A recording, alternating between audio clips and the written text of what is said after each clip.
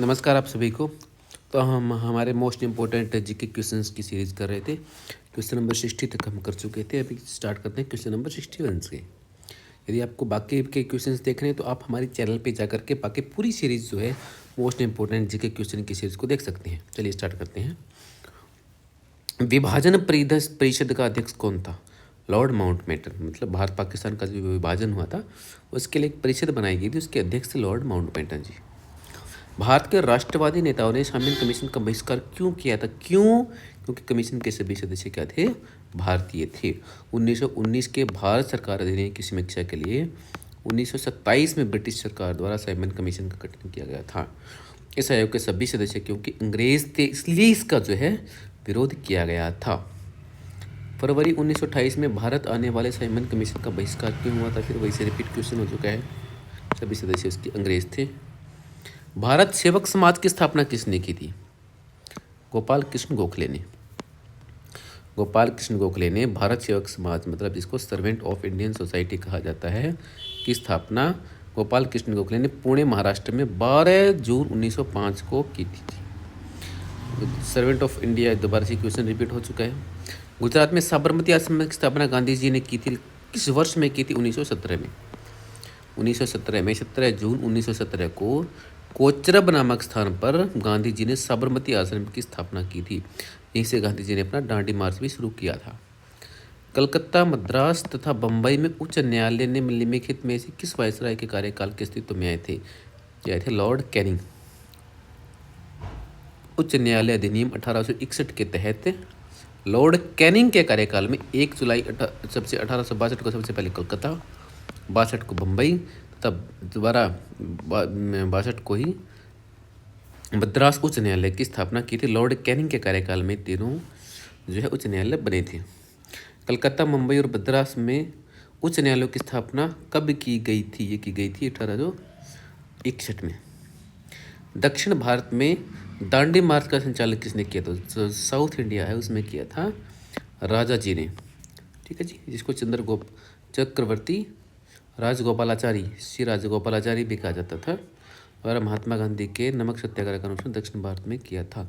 यह मत जो वो तो हमें पता ही है कि कहाँ से निकली थी, जो गांधी जी ने की थी। लेकिन जो दक्षिण भारत की दांडी मात्रा थी वो थी त्रिचापल्ली से वैदारण्यम तक हुआ था। भारतीय राष्ट्रीय सेना मतलब आज़ाद हिंद फौज ने द्वितीय विश्व युद्ध में किसके विरुद्ध लड़ाई लड़ी थी? ग्रेट ब्रिटेन के विरुद्ध।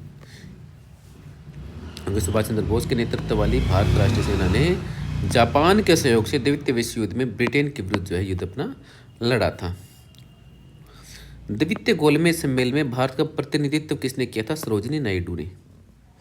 सरोजिनी नायडू ने द्वितीय विश्व युद्ध में एकमात्र प्रतिनिधि के रूप में महात्मा गांधी ने भाग लिया था। यहाँ पे गलत है, महात्मा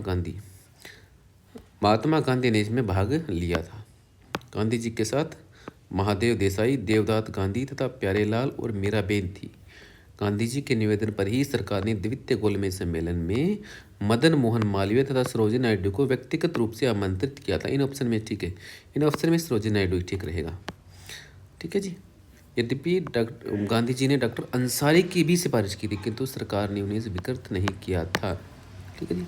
तो गोलमेज सम्मेलन इंपॉर्टेंट में से इसमें यही है कि द्वितीय गोलमेज सम्मेलन 1931 में हुआ था। एकमात्र प्रतिनिधि के रूप में तो गांधी जी गए थे, लेकिन विशेष आमंत्रण के रूप में मदन मोहन मालवीय और सरोजिनी नायडू भी गए थे। भारत में गर्म दलीय आंदोलन के पिता किसे कहा जाता है? तो सिंपल क्वेश्चन है, बाल गंगाधर तिलक को।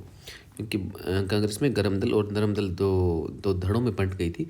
उसमें जो गर्म दल का नेतृत्व किया था वो बाल गंगाधर तिलक ने किया था। लाल बाल पाल के नाम से 3 नेता थे। बाल गंगाधर तिलक ने अपना राजनीतिक गुरु किसे कहा था? दादा भाई नौरोजी को।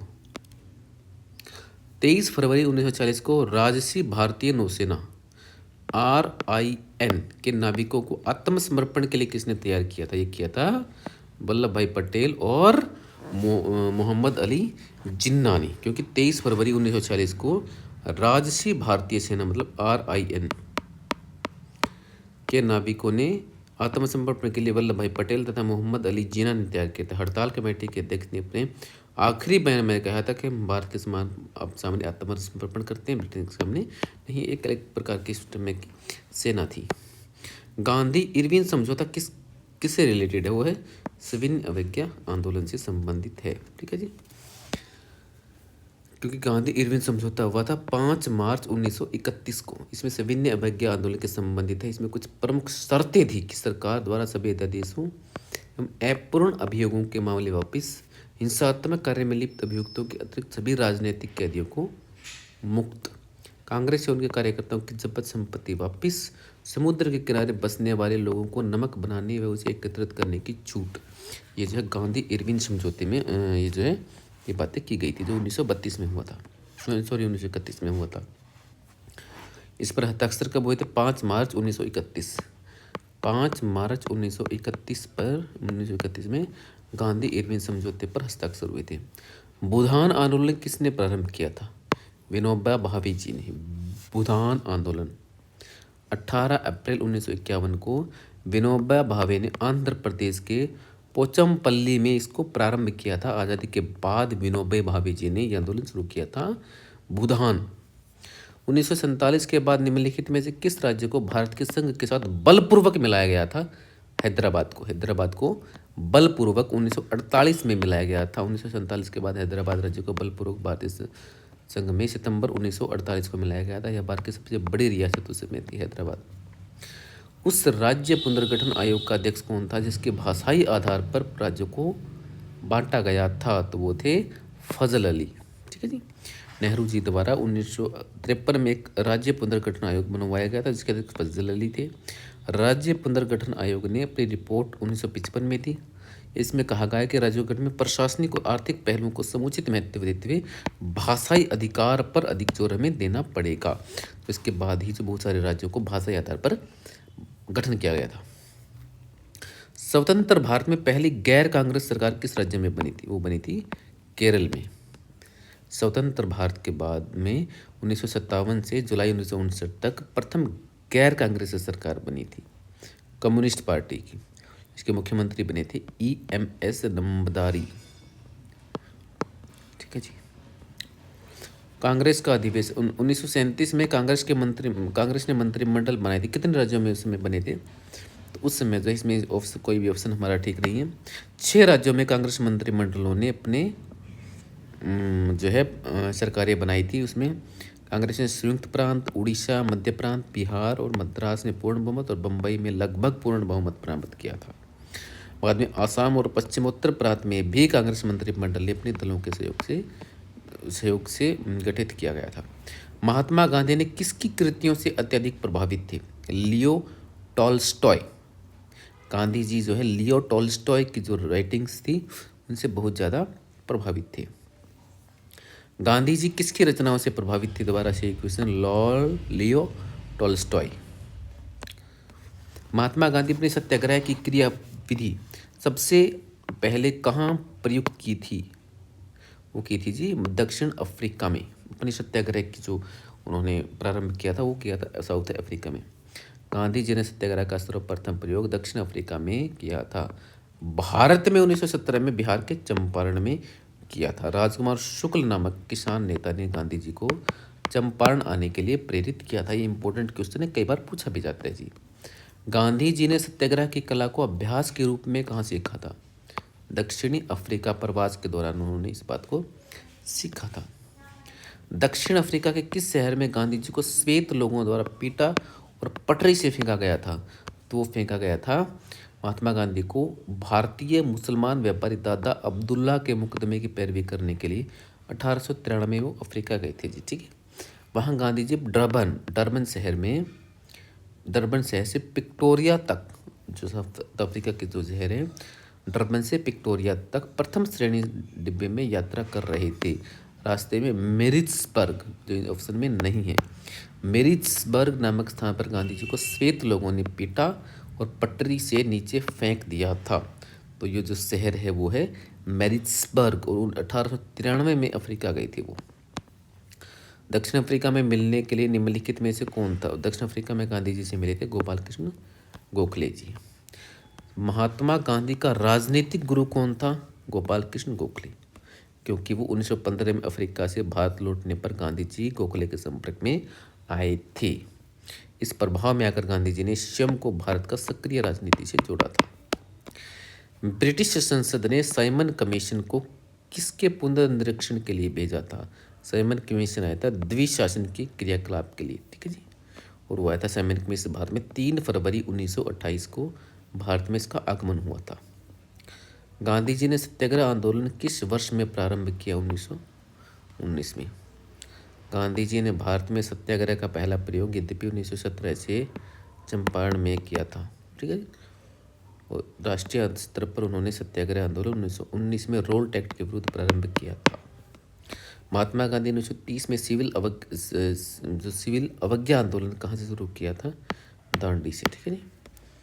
गांधी जी ने दांडी पहुंचे थे वो साबरमती आश्रम से, और उन्होंने वहाँ 6 अप्रैल 1930 को नमक बना करके उस कानून को तोड़ा था।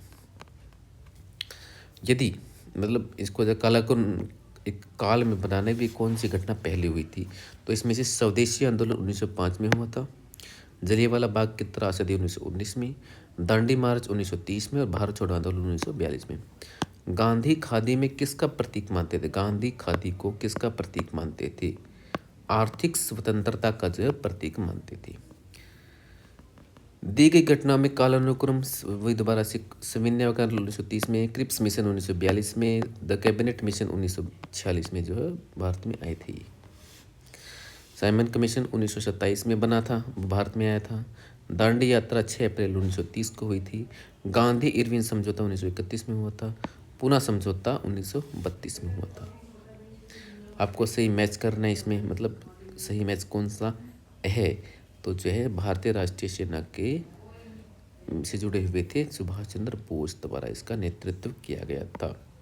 स्वदेशी आंदोलन का रविंद्रनाथ टैगोर द्वारा समर्थन किया गया था, परंतु सक्रिय भूमिका नहीं थी। स्वराज्य पार्टी के गठन मोतीलाल नेहरू एवं चित्तरंजन दास ने, ऐसे आंदोलन का नेतृत्व गांधी जी ने किया था।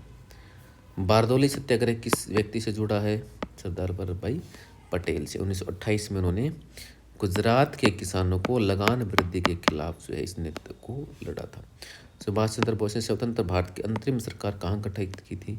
वो गठित की थी जी जो यहाँ दोबारा जो सिंगापुर में जो है अंतरिम सरकार जो है उसकी गठन भारत उन्होंने की थी सुभाष चंद्र बोस जी ने।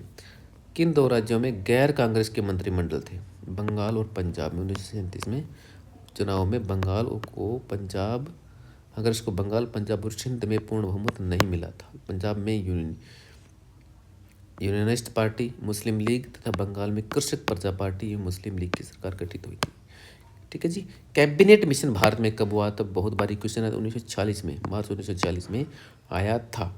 इसके अध्यक्ष थे लॉर्ड पैथिक लॉरेंस और अन्य 2 सदस्य थे स्टेफोर्ड क्रिप्स और ए.बी. अलेक्जेंडर। तो 200 क्वेश्चन हम इसमें 100 क्वेश्चन तक जो है इस वीडियो में हमें भी हमने कर चुके हैं।